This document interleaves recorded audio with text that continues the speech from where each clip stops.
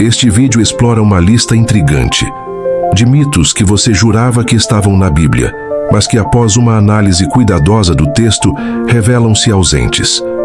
O objetivo aqui não é chocar ou minar crenças, mas sim promover uma compreensão mais precisa e fundamentada das Escrituras. Vamos analisar como certas ideias se tornaram populares e o que os textos originais realmente dizem sobre esses assuntos. Ao longo deste vídeo, vamos dissecar cada um desses mitos, um por um. Iremos diretamente às passagens bíblicas frequentemente associadas a eles, explicando o contexto histórico e linguístico. Não serão apresentadas opiniões pessoais ou doutrinas específicas, mas sim uma análise baseada em evidências textuais, buscando a maior objetividade possível para que você possa tirar suas próprias conclusões a partir das fontes. Esta análise é fruto de um estudo comparativo de traduções, consulta a comentários exegéticos e revisão de pesquisas acadêmicas sobre a formação do cânone e da tradição interpretativa. O trabalho se baseia no respeito pelo texto e pela inteligência do espectador, oferecendo uma perspectiva informada, porém humilde, sobre um livro de complexidade e profundidade extraordinárias.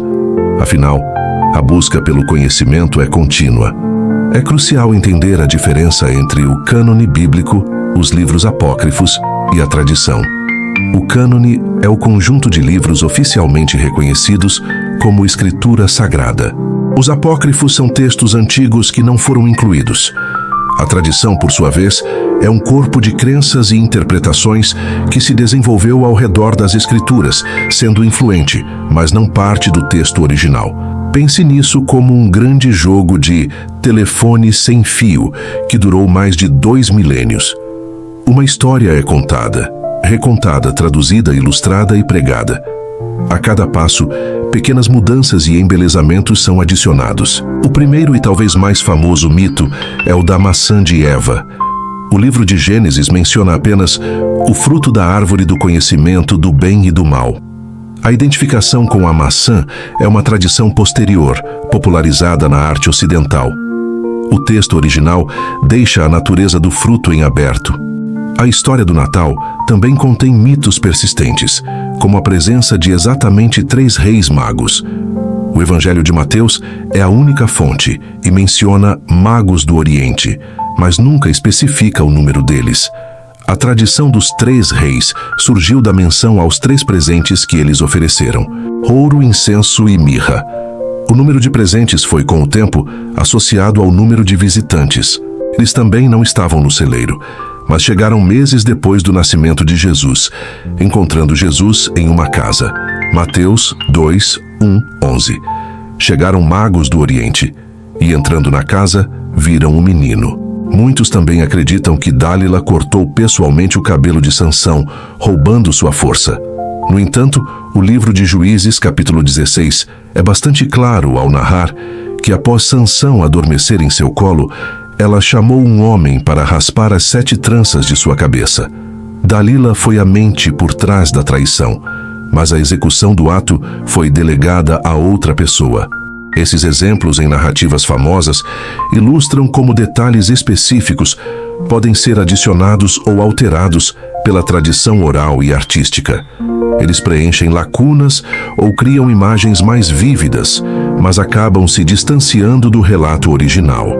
O fenômeno, contudo, não se limita a detalhes de histórias. Ele se estende a frases e conceitos doutrinários que muitos consideram como citações diretas.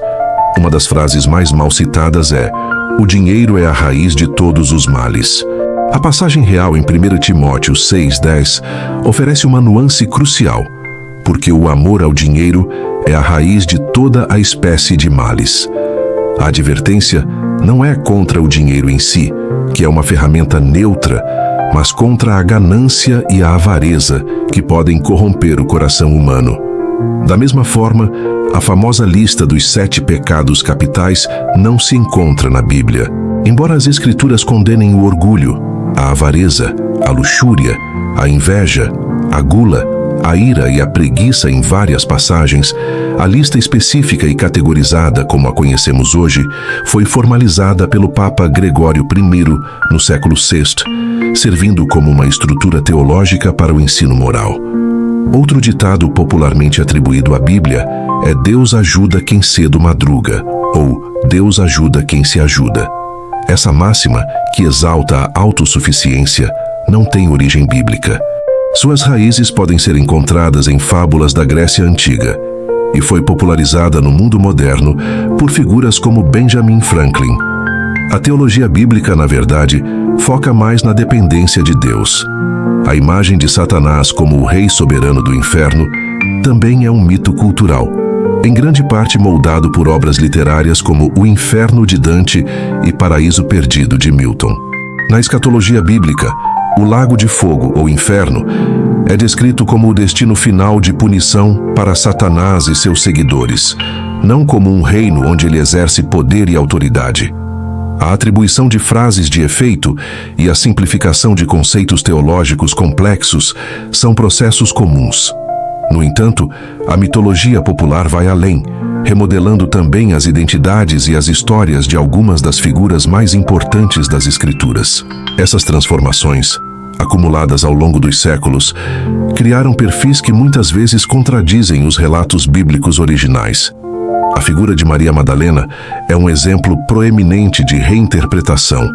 Ela é consistentemente descrita nos evangelhos como uma seguidora leal de Jesus e a primeira testemunha de sua ressurreição. A tradição que a rotula como uma prostituta arrependida é infundada e surgiu de um sermão do Papa Gregório I no ano 591, que fundiu sua identidade com a de outras mulheres anônimas mencionadas nos textos. A história da Arca de Noé também sofreu uma simplificação popular. A imagem de animais marchando 2 a 2 é apenas parte da história. O texto de Gênesis, capítulo 7, especifica que Noé deveria levar 7 pares dos animais considerados puros e das aves, e apenas um par dos animais impuros. Essa distinção era crucial para os sacrifícios após o dilúvio. A data do nascimento de Jesus, em 25 de dezembro, é uma tradição, não um fato bíblico. Os evangelhos não fornecem uma data ou estação do ano. A escolha do dia 25 de dezembro foi estabelecida pela Igreja no século IV, possivelmente para cristianizar festivais pagãos romanos populares que ocorriam na mesma época, como a celebração do Sol Invictus. O nome Lúcifer, como o nome original de Satanás, antes de sua queda, é outro mito persistente. A palavra Lúcifer, que significa portador da luz ou estrela da manhã, aparece apenas uma vez na Bíblia, na tradução de Jerônimo, em Isaías 14, referindo-se poeticamente à queda de um rei babilônico. A aplicação a Satanás é uma interpretação tradicional posterior. Compreender as verdadeiras identidades e os eventos conforme descritos nos textos é um passo vital. A jornada para desvendar os 24 mitos que vós se jurava que estavam na Bíblia nos leva agora a analisar frases e conceitos que, embora pareçam bíblicos, são na verdade interpretações ou resumos que alteraram significativamente a mensagem original, influenciando comportamentos e crenças. A máxima "odeie o pecado, ame o pecador" é amplamente aceita nos círculos cristãos. Embora o sentimento possa ressoar com princípios bíblicos de amor ao próximo e aversão à iniquidade, a frase exata não está em lugar nenhum das Escrituras. É um resumo teológico moderno, frequentemente atribuído a figuras como Agostinho ou Mahatma Gandhi, que popularizou uma versão dela.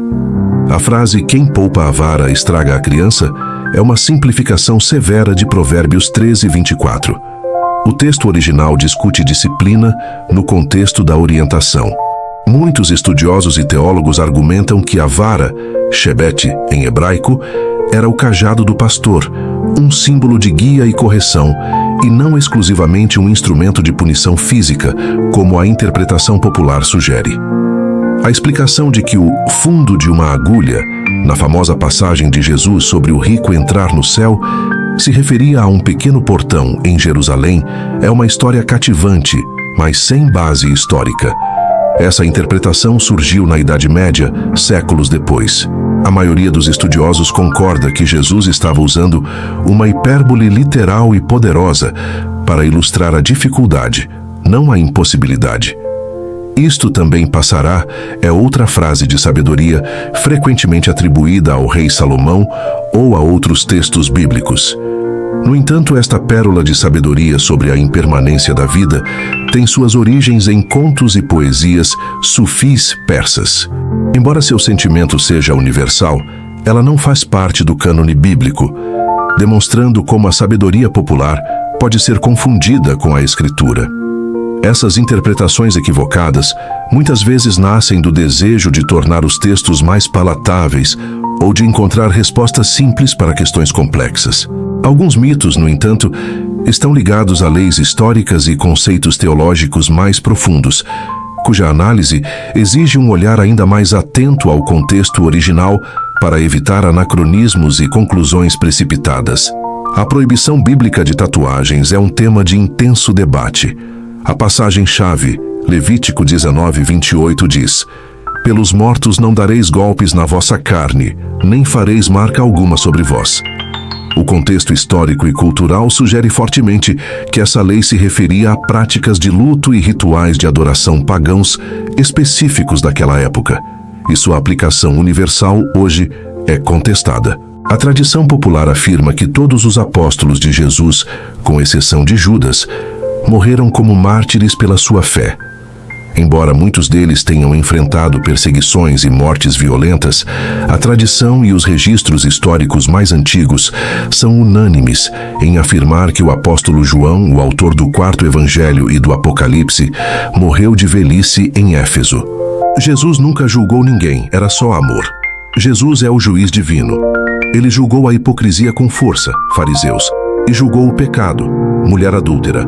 Vai e não peques mais. Ele oferece graça e verdade. João 5:22. O Pai a ninguém julga, mas confiou todo o julgamento ao Filho. Jesus disse: "Não julguem de acordo com as aparências, mas julguem de maneira justa." João 7:24. Se você tiver fé suficiente, Deus vai te curar. Transfere a soberania de Deus para a capacidade humana. Quando a cura não vem, a vítima é culpada pela falta de fé. A verdadeira fé confia em Deus, mesmo sem o milagre. 2 Coríntios 12:8-9. Paulo orou pela cura, mas Deus respondeu: "A minha graça te basta, porque o meu poder se aperfeiçoa na fraqueza." Quem tem Jesus não sofre. A falsa promessa de que o Evangelho é um seguro contra a dor. Jesus prometeu paz no meio do sofrimento, não a ausência dele. João 16:33. No mundo tereis aflições. A presença de Cristo nos dá paz durante a lágrima. A Bíblia proíbe o consumo de bebidas alcoólicas. A Bíblia condena a embriaguez, o excesso, a perda de controle, e o abuso, mas não o consumo moderado. O vinho era comum, seguro e usado em rituais. 1 Timóteo 5:23 e o milagre de João 2, Jesus transforma a água em vinho, mostram o consumo. Provérbios 20:1 condena o excesso. O vinho é escarnecedor, e todo aquele que nele errar nunca será sábio. Devemos aceitar tudo calados, porque Deus quis assim. O fatalismo passivo impede o clamor, o questionamento e a petição. Deus nos convida a sermos honestos com Ele sobre a nossa dor e dúvida. Filipenses 4:6. Apresenteis a Deus as vossas petições, com ações de graça. Jó questionou e foi considerado justo por Deus. Jó 42:7. Em última análise, separar o mito do texto não tem como objetivo enfraquecer a fé, mas sim fortalecê-la sobre uma base mais sólida e autêntica. Este exercício nos convida a um engajamento direto e pessoal com as Escrituras, permitindo que as palavras antigas falem por si mesmas, livres do peso de séculos de tradições, interpretações e equívocos culturais. Comente abaixo qual destes mitos mais te surpreendeu e por quê. Se você valoriza uma abordagem honesta e aprofundada das Escrituras, se inscreva no canal para não perder os próximos vídeos que preparamos, continuando essa busca por clareza e conhecimento. Em última análise, separar o mito do texto não tem como objetivo enfraquecer a fé, mas sim fortalecê-la sobre uma base mais sólida e autêntica. Este exercício nos convida a um engajamento direto e pessoal com as Escrituras, permitindo que as palavras antigas falem por si mesmas, livres do peso de séculos de tradições, interpretações e equívocos culturais. E se você quer continuar desvendando os segredos da Bíblia e lendo as Escrituras com os olhos abertos, clique no botão de inscrever-se e ative o sininho. Não perca nosso próximo estudo profundo. Fiquem com Deus.